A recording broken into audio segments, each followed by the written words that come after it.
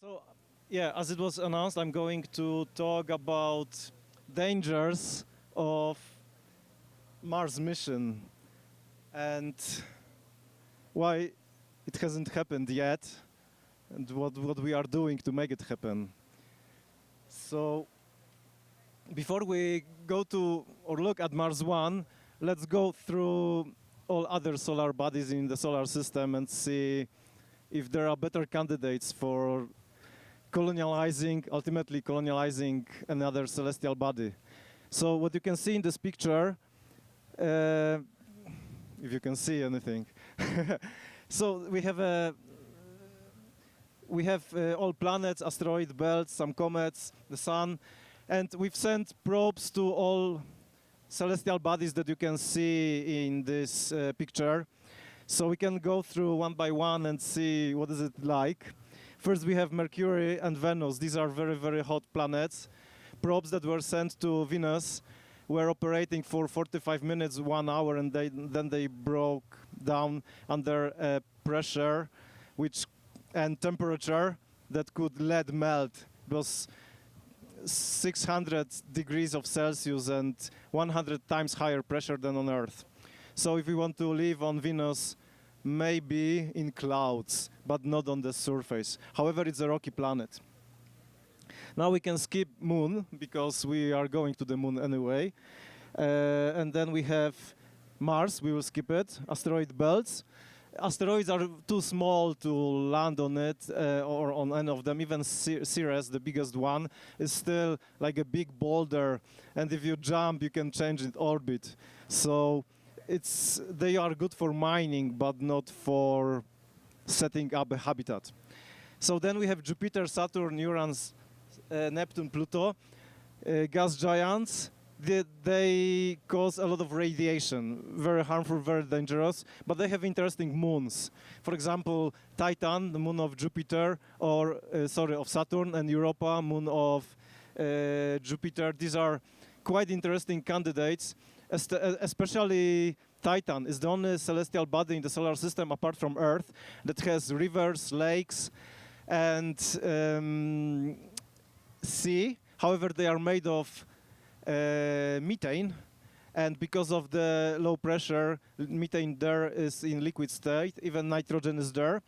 So, but under the surface of frozen ocean, that ocean is in liquid state. And that could provide for good radiation from the planet, and it could be considered as a place to survive. Far to think about living there, because it would take 3 years to travel there, and we have no technology now to even scratch the surface. Not to think about going under the ice and trying to do something like a submarine. And then everything further is just too far. So the only objects that we can think about are those that are close. Moon, and it takes anyway 3 days to travel to the Moon, and Mars. If the planets are in good position, it takes 6-7 months to travel to Mars. And then if you want to have return mission, you have to wait about 1.5 years. And travel again 6-7 months back to Earth. So now, how we can categorize the hazards, the challenges? First is radiation that I already mentioned. Next is gravity, or lack of gravity. It can be also microgravity. Then we have confined environment, or hostile environments, like, for example, extreme temperature, extreme pressure. We have distance from Earth.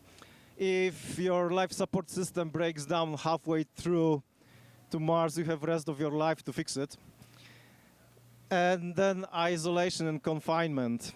This is also another challenge. So I will go through all these 5 categories and how we were learning about how we were discovering these challenges. So first, we can stop by 400 kilometers above Earth, 400, 450, in International Space Station and some other space station that were orbiting Earth before. We had humans present in space for last 20 years, more than 20 years non-stop. There are at least 2-3 people living in space station, starting from Apollo-Soyuz, and then Mir, Skylab, and few others now, International Space Station, which has been operating for 10 or even more years. So, and on top of that, astronauts sometimes go for a spacewalk. So they have to put spacesuits and go out to fix, for example, or change lenses of Hubble Space Telescope and things like this. So first thing that we learned is what happens with human body in reduced gravity or microgravity. One of the biggest issues is something like muscle atrophy and a process similar to osteoporosis. Astronauts are losing bone mass with a rate of 1, 2, sometimes even 3% per month. So when they are coming back to Earth, their muscles are smaller and their bones can break much easier. On top of that, because of there's lack of gravity, body fluids are moving up and changes pressure of fluids in brain and also inside eyes. So they have, for example, blurry vision after some time, and they have problems with testing, with psychological tests and cognitive tests, and basically their cognitive ability are decreasing over time. On top of that, they are exposed to radiation. I will talk about radiation more in a minute. And isolation and confinement is another issue. So this is already, we were learning about it for quite some time, so we have some measures to deal with that. For example, if astronauts are in space, they have to exercise for about 3 hours every day to fight the lack of gravity and muscle atrophy. Now another issue is radiation. Can you see what is in that picture? So here we have two NASA astronauts, Scott and Mark Kelly. They are twins. Mark was on Earth, Scott was in space 1 year. And after Scott came back, scientists could come back how Scott's body has changed. We found that gene expression has changed. We found that Scott's risk of getting cancer later in life increased because Scott was not protected by Earth's magnetic field, and he was exposed to radiation. So every time when there are 3 sources of radiation in space: sun corona, galactic background radiation, and, for example, supermassive black hole, which is in the center of our galaxy. The most serious is sun corona, which is creating solar winds. These are tiny particles like atomic nuclei or protons, which are and dust from Pleiades. They are traveling to space very, very fast. When they take off from space, it's about it can be up to 500 miles per second. When they pass by, for example, Mars, it can be even more, especially dust for Pleiades is super fast. So when they hit, for example, DNA at the replication, at this moment or even sooner, they can rip apart those molecules. And if it happens constantly, day by day, or for 1 year, or even there was another astronaut, Russian cosmonaut actually, Valery Polyakov, who was in space for 138 days. So when they come back to Earth, they have to retire because the risk of getting cancer later in life is increased by 3%, and this is threshold for all space agencies. So this is now to counter this, we have to provide shielding. And shielding can be provided either by 12 centimeters of water. So for example, if we build a spacecraft, we can keep all the water in walls, or build a smaller place where astronauts can hide when there is, for example, solar flare. During one solar flare, astronauts can get about 10-20 millisieverts of radiation, and the threshold is 1,000 millisieverts. When we travel to Mars, we can get 400 millisieverts. When we come back to Earth, another 400 millisieverts. So just the return mission from Mars to Earth and back, it's already 800 of allowed 1,000 millisieverts of radiation exposure. That's why one-way mission is a little bit more healthy. And that's why we were considering one-way mission to Mars. So now let's move to the moon. We were already on the moon, and we are coming back.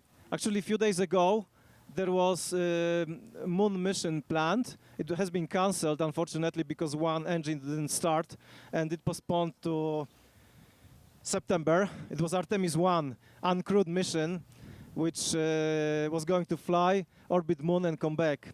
If that goes well, next year we will have another mission with crew on board, but they will not land.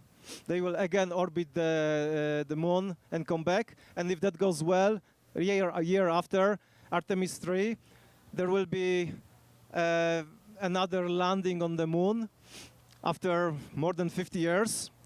First woman and first person of color will land somewhere near the moon's north pole, and they will spend there 6.5 days collecting some samples, learning again about changes and of human body and so on. But we will not settle on the moon probably. The moon base, which is going to be built, will probably last for about 50 years, but it's not going. It's hard to say today if it will be permanent settlement for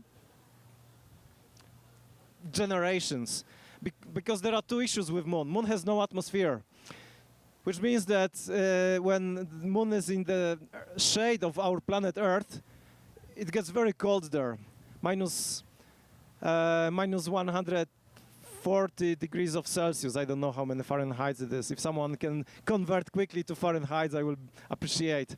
And when the moon is in the sunshine, then again the temperature decreases several hundreds.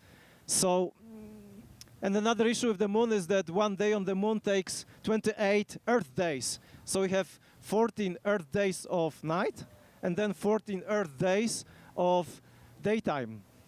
So for circadian rhythm, it will be quite difficult to adjust.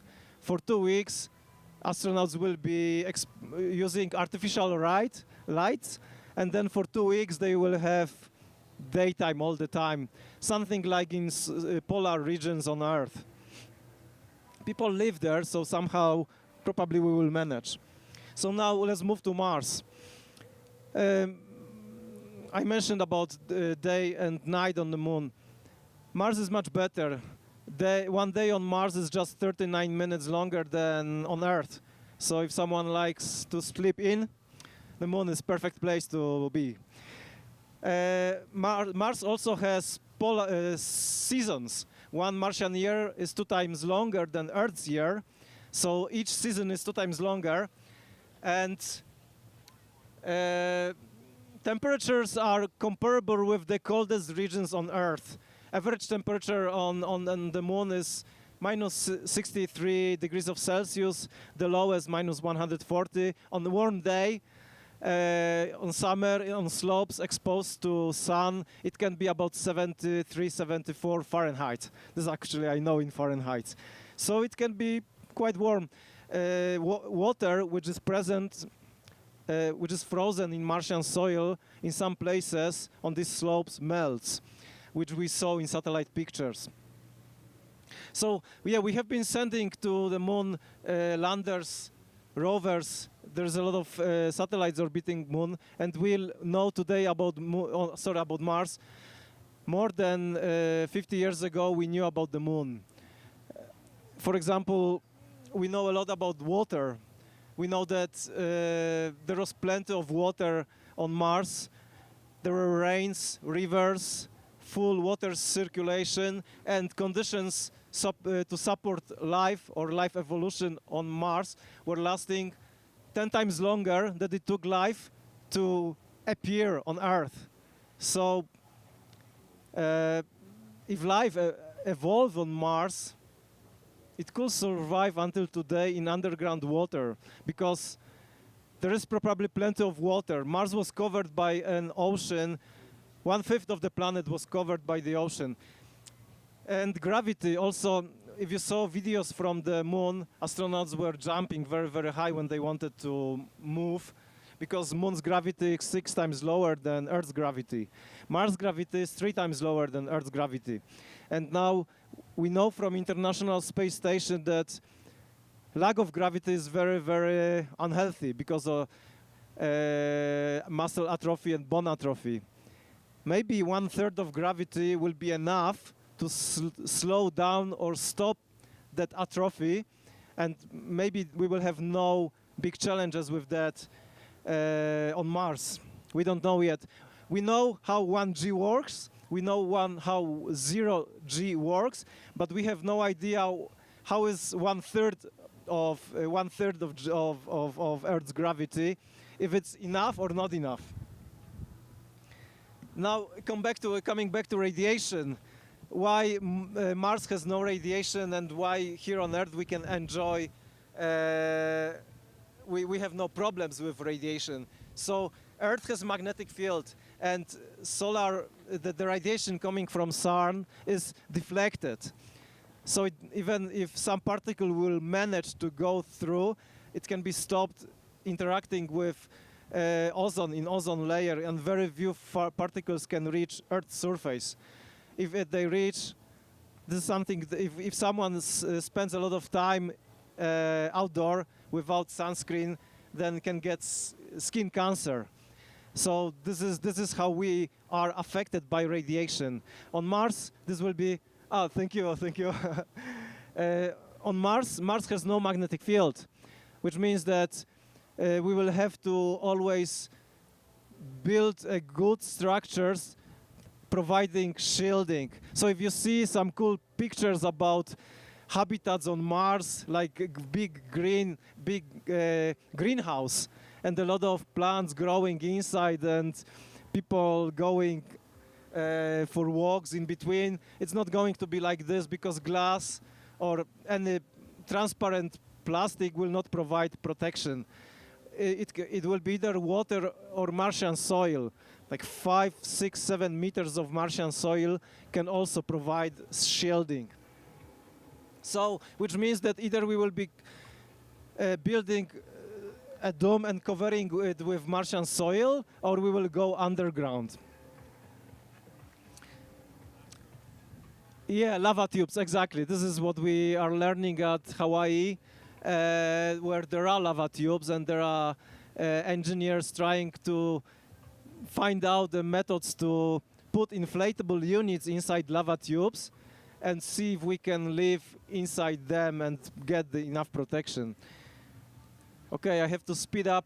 So Mars provides also many more minerals that support technology. We could produce on Mars steel, plastic, aluminium, anything what would be needed for 3D printers to print, for example, some landing pads or some habitat. It's not the case on the moon. Moon has many more minerals. I mentioned about water. So until today, from satellite pictures, we see dry riverbeds. Curiosity rover discovered minerals that on Earth form only in presence of water, like clay. Also small stones like pebbles, which we find in fast rivers on Earth because they are very, very oval. They are present on Mars. And until today, in some regions on Mars, there is 60% of water by weight in the soil. So water is very, very important because Martian atmosphere is made mostly of carbon dioxide, 95% of CO2. So we have oxygen there. We have also water, so we can use either Sabatier reaction to break down carbon dioxide and mix it with methane, which is already present in Martian atmosphere, and produce fuel. And there is already an experiment with Perseverance rovers called MOXIE, which is testing that possibility. And also, if we break down water into its constituents, hydrogen and oxygen, we can mix it with nitrogen present in Martian atmosphere and produce breathable air. So before we send humans to Mars, we will probably spend 2 years or so producing breathable air, because we can't bring breathable air to Mars with us. It will be more reasonable to produce water and air first, keep it in some under correct pressure, right pressure and right temperature, monitor it for about 1 year, make sure that it works fine, there's no leakage, and then if we are happy with that, send humans. So you can see that it will take time. Okay, I was talking about water and distribution of water. Okay, you can't see anything here because this is night sky on Mars, but there is a little dot. And this is Earth seen from Mars. It's a photo taken by Curiosity rover a few years ago. And here's Earth. So this is the challenge. Earth is very, very far, and distance from Earth is causing, it can cause some psychological problems for astronauts. And this is so far we didn't have huge challenges with that when we were sending astronauts to space. Because if you need rescue mission to International Space Station, or there is fire on International Space Station, there is always Soyuz lander ready to go at any second. So if astronauts are not able to put down the fire, they can put on spacesuit, jump in Soyuz, and in 6 hours be on Earth. If they have to come back immediately from the moon, it will take 3 days. But if we have to come back because of something serious to Earth from Mars, no, there's no way. We have to be able to fix all issues by ourselves. And also this means that there's even communication is challenged, because if we, let's say, need to talk to some engineers or doctors, we will have astronauts trained on Mars in basic medical procedures. They should be able to fix everything what can break. But it may happen that they will need help of some specialists. And then, depending on the position between Earth, or the distance between Earth and Mars, it may take from 3 minutes to 24 minutes to send message to Earth from Mars that, hello, and then we wait another 3 minutes or 21 minutes for response. Hello, what do you want? And then another 6 minutes to answer to another questions, or 45 minutes if Sun is here, Earth is here, and Mars is here. Then there will be another satellite on Earth's orbit, let's say here, because we cannot send radio signal through the Sun. First, it has to be sent to one communication satellite, which is next on the way, and then to Earth. So this will, and then message back. Altogether, it will take 45 minutes. And this is why distance from Earth is challenging. Now, I mentioned in the beginning about isolation and confinement. I was participating in simulation of Mars exploration mission. I was living few days underground, 1.5 kilometers in a cave, in a habitat, Martian habitat here. There was 5 of us.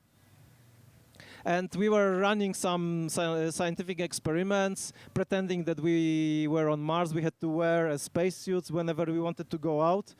Like so. And I was responsible for psychological experiments. We were quite busy. There was a lot of time pressure because we were constantly solving some problems to proceed with our tasks. And if all these issues were solved, we were solving psychological tests 3 times a day. And I got to know, because I was responsible for psychology, I got to know from the principal investigator that one of our teammates, just after 3 days, started developing symptoms of depression, because we were still in artificial light. It was quite challenging. I was enjoying it. I was asking if we can stay for another week. Uh, but yeah, there are problems, and the same problems happen in International Space Station. It's difficult to learn about it because not anyone is not proud of it, but sometimes astronauts argue, they fight, but of course they spend much more time than just 3 days.